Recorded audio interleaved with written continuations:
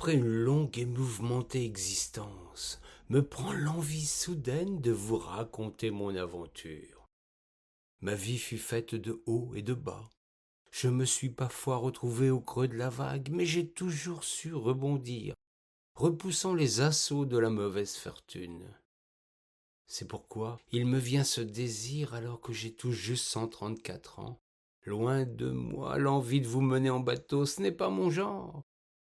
J'éprouve le besoin de me confier alors qu'il en est encore temps. J'ai toujours aimé raconter des histoires, transporter mes amis avec âme et bagages dans des contrées lointaines, leur laissant humer le vent du large tandis que je me gonfle d'orgueil et d'importance, toute voile dehors. Même si avec l'âge j'ai dû enfin consentir aux exigences de la modération.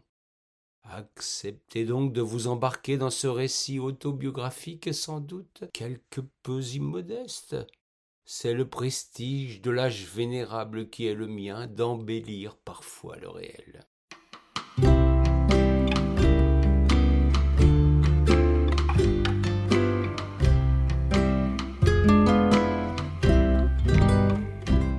Tout a commencé pour moi il y a fort longtemps, comme mon âge l'atteste.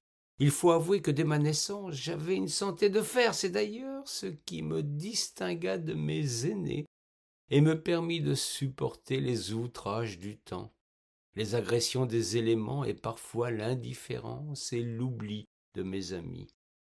J'ai tout connu dans mon existence, le labeur, la gloire, le luxe et le dénuement, une vie pleine en somme, qui mérite d'être narrée non parce que je sens venir le vent du boulet. Cette éventualité a depuis longtemps cessé de me préoccuper, mais bien pour apporter ma pierre aux générations futures. Je suis devenu immortel ou presque, une sorte d'académicien en habit vert portant tricorne et épée au flanc, dans une confusion temporelle qui n'est pas pour déplaire à ce Forban que je persiste à rester.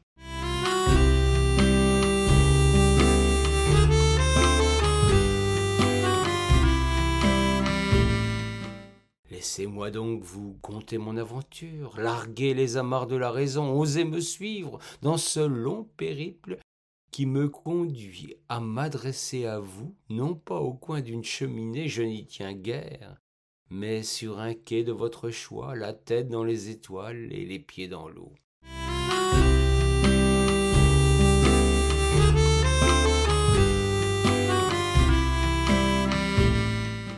Mes parents me conçurent avec la ferme intention de m'offrir le meilleur. C'était le 10 juin en 1896, un siècle avant le siècle qui précéda celui qui vous permet de vous retrouver ici. J'ai eu bien de la chance. Né pour voyager, j'ai grandi avec une comptine qui restera à jamais dans ma mémoire. Meunier, tu dors. Ton moulin va trop vite. Meunier, tu dors. Ton moulin va trop fort. Ton moulin va trop vite. Ton moulin va trop fort. Ton moulin va trop vite. Ton moulin va trop fort. Vous ne me croirez sans doute pas, c'est ainsi qu'en écoutant mon géniteur, germa en moi l'amour du vent, l'envie de faire le tour du monde et cette passion immodérée pour le chocolat.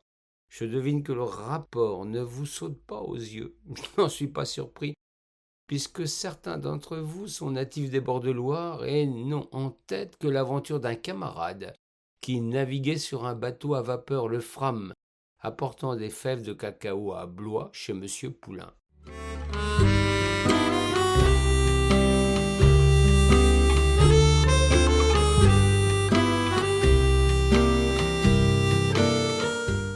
Moi, j'ai eu le bonheur fou d'aller les chercher par-delà le grand océan, dans cette lointaine et exotique Amérique du Sud. Si les belles fèves firent ma fortune, je ne puis la qualifier de bonne. J'en ai essuyé des coups de tabac, des tempêtes et même des éruptions volcaniques. Il est vrai que le chocolat a besoin d'être torréfié, mais pourquoi diable me prit l'envie de jouer avec le feu? Je ne peux vous l'expliquer. J'échappais au pire du reste grâce à mon esprit rebelle, à l'irrespect d'un règlement qui me sauva la vie. Ce miracle me tourna la tête. Je me grisais de cette chance offerte par la destinée en me plongeant immodérément dans le rhum. Comme les vieux loups de mer, j'ai appris à apprécier la compagnie en dépit de leurs coups de gueule, de leur brusquerie aussi. Je me fis adopter d'eux en levant le coude. Je dois à la vérité de vous avouer que j'avais 3 fois la journée la gueule de bois.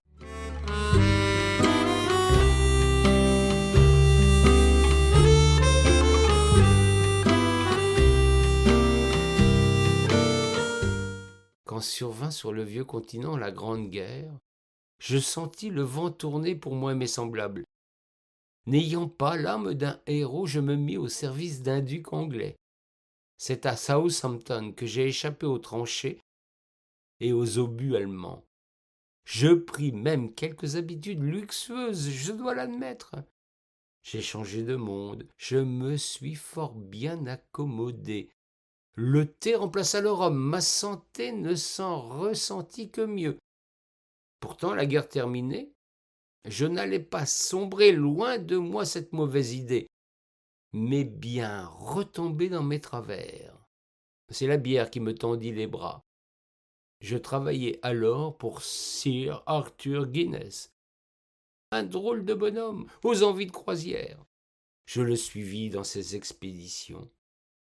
Je m'y fis fort de l'accompagner, bouclant même avec lui mon premier tour du monde. De grands et beaux souvenirs, je dois l'avouer.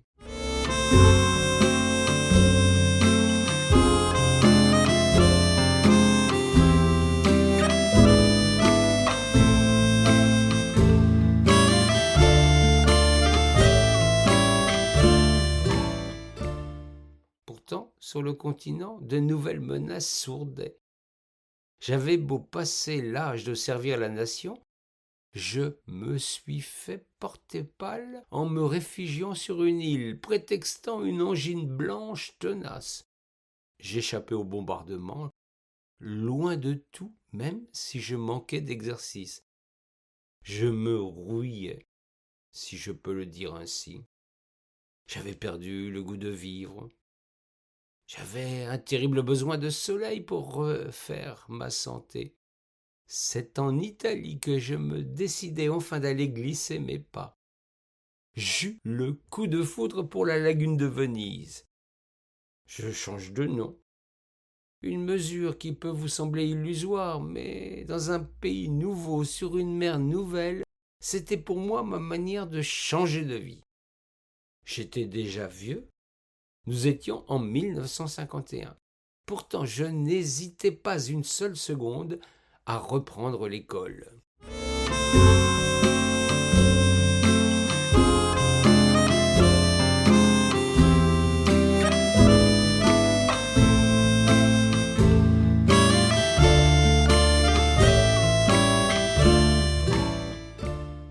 J'ai abandonné mes habitudes luxueuses, je cognis la sobriété de la cantine, l'inconfort du dortoir, les longues journées d'études. Un changement radical qui, je le croyais bien naïvement, allait me redonner une nouvelle jeunesse, au lieu de quoi, après une quinzaine d'années tumultueuses passées avec des élèves exubérants, je finis malheureusement par faire mon âge.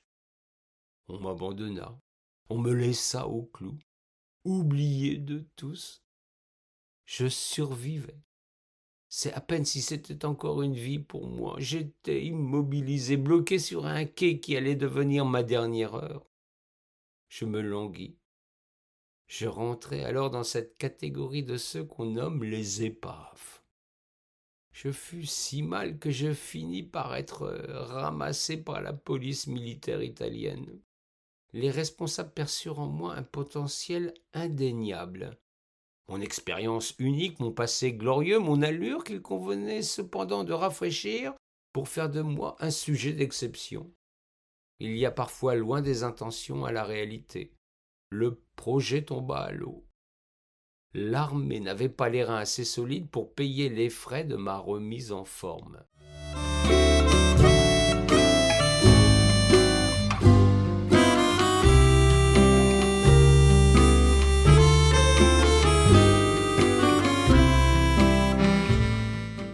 Il est vrai que c'est, à mon âge, une véritable opération de sauvetage. Les dépenses étaient si considérables qu'on finit par me donner en gage. C'est ma fin probable. Je tombais en décrépitude. À presque 80 ans, mon tour était passé. La mort n'avait plus qu'à me cueillir.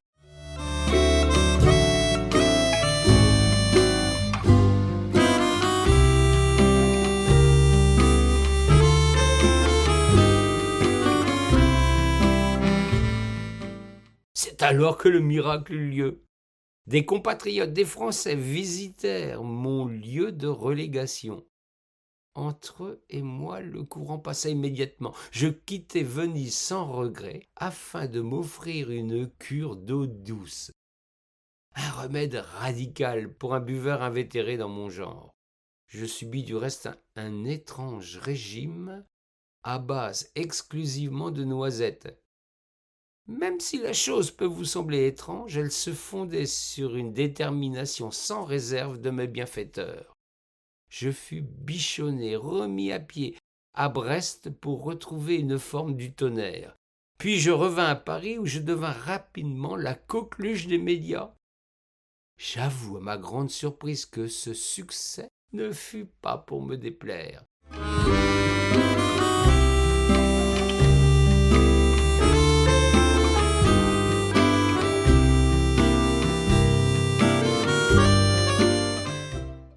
Je me gonflais à nouveau d'orgueil. L'envie de reprendre le large me tenaillait.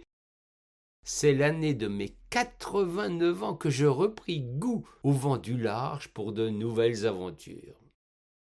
Depuis, je ne cesse d'aller de par le monde. J'ai de nouveau traversé l'océan, remettant mes pas dans mon glorieux passé. On m'a fait ambassadeur, un titre glorieux qui m'emplit de fierté.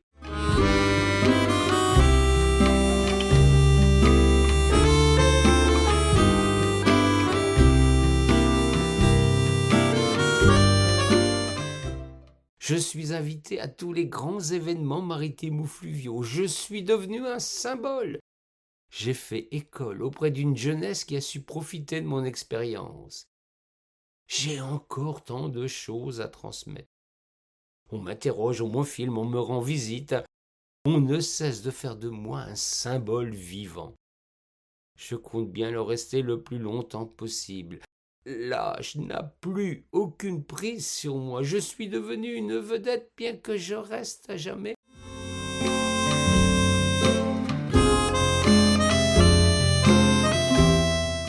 Un grand yacht de belle allure, fort de mes 3 mâts, et heureux d'être à nouveau et pour toujours le merveilleux et unique Belém.